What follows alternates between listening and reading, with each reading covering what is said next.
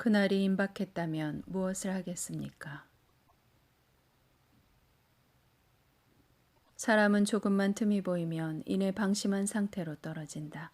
순전한 신부들의 특징은 언제나 한결같은 마음을 유지하는 것이다. 연약하여 죄를 반복하거나 의심으로 갈대처럼 흔들리지 않으며 오히려 강하고 담대하다. 그러나 우리는 그때와 시기를 아는 것이 가장 중요하다. 징조들을 보고 해석하는 관점에서 두 유형의 신자들이 있을 것이다. 문화피구나 또는 더디오리라 생각할 수 있다. 지금까지는 더디오리라가 옳았을지 모른다. 그러나 언제까지요? 내 생각에는요. 방심한 마음에서 그날을 놓치지 않도록 하십시오. 그날은 모르지만 코앞에 와 있다고 믿고 있습니다. 그러면 임박한 그날을 위해 우선적으로 무엇을 하시겠습니까? 휴거에 관심 있는 한 신자가 있습니다. 정말 휴거받고 싶어요. 그런데 나는 자격이 없으니 환란 때의 섬으로 도망갈 생각입니다. 아니, 기도로 준비하면 되는데 왜 굳이 어려운 길을 가려고 하나요? 지금 기도 생활 하고 있습니까? 기도는 하지 않고 있습니다. 오늘부터 어떻게 해서든지 하루 1시간 기도를 시작해봐요. 1시간이요? 기도를 잘 못해서요. 환란에 남을 자들은 무관심한 신자도 있지만 이렇게 걱정만 하는 신자들도 있다. 말만 하지 말고 행하고 지켜라. 예수께서 강조하셨던 말씀이다. 사실 그날에 우리가 스스로 해야 할 역할은 없을 것이다. 우리의 이름이 불리는 것도, 천사의 방문도, 영화로운 몸으로 변형도, 공중으로 날아오르는 것도 우리의 한계를 벗어난 일이다. 따라서 우리가 해야 할 것은 기도밖에 없다는 결론을 내리게 된다. 기도 외에 할 것이 없습니다. 하루 20시간 유튜브에서 설교 듣고 각종 휴거 정보에 빠삭해도 기도하지 않으면 아무 소용이 없다. 기도는 휴거의 두 가지 조건, 순결성과 충만함을 만족시킬 수 있다. 기도를 통하여 회개하고 보혈로 씻어 정결함에 이른다. 점도 흠도 없어야 한다.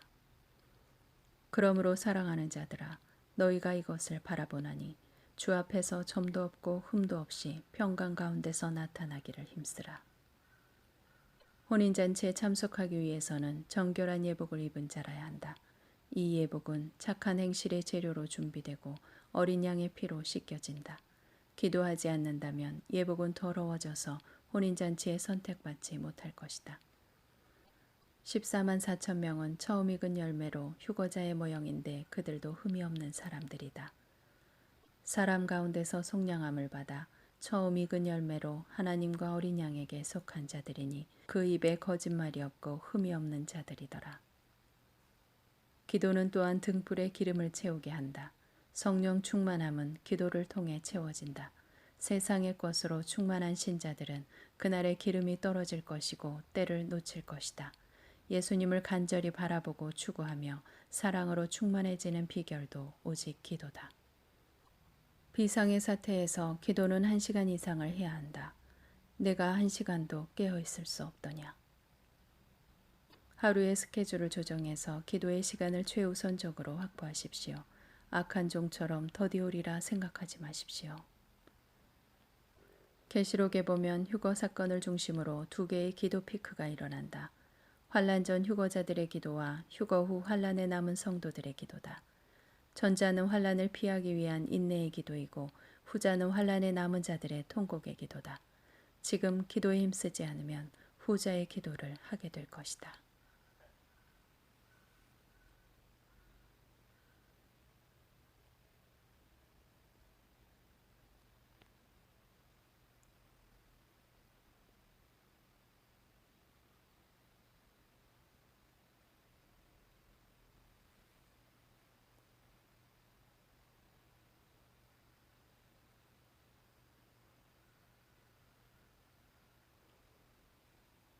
등불에 기름이 가득하여 불이 타오르게 하십시오. 휴거 문을 열게 하는 비결이 바로 기도입니다. 문은 순식간에 열렸다가 순식간에 닫히게 될 것입니다. 이러므로 너희는 장차 올 이 모든 일을 능히 피하고 인자 앞에 서도록 항상 기도하며 깨어 있으라. 이런 일이 되기를 시작하거든 일어나 머리를 들라 너희 속량이 가까웠느니라 하시더라. 결승선이 눈앞에 있고 이기는 자는 최후 승리로 면류관을 쓸 것입니다. 방언과 회개기도, 가족을 위한 기도에 힘쓰십시오. 우리의 마음 깊은 곳에 은폐된 사악한 죄와 위장된 거짓을 씻어내십시오. 기도하고 있다면 두려워할 이유가 없습니다. 그러나 기도하지 않고 있다면 두려워해야 합니다. 아니, 기도하지 않으면 두려운 마음이 생깁니다. 모든 상황을 역전시킬 수 있는 오직 한 가지 비결은 기도하는 일입니다. 두 손 들고 간절한 마음으로 기도하십시오. 세상은 점점 악해지고 교회는 공격을 받습니다. 이 상황은 환란의 예고가 아니라 주님이 우리 앞에 오신 것입니다. 농담으로 여기거나 한눈 팔지 마십시오. 오직 주님만 간절히 사모하십시오.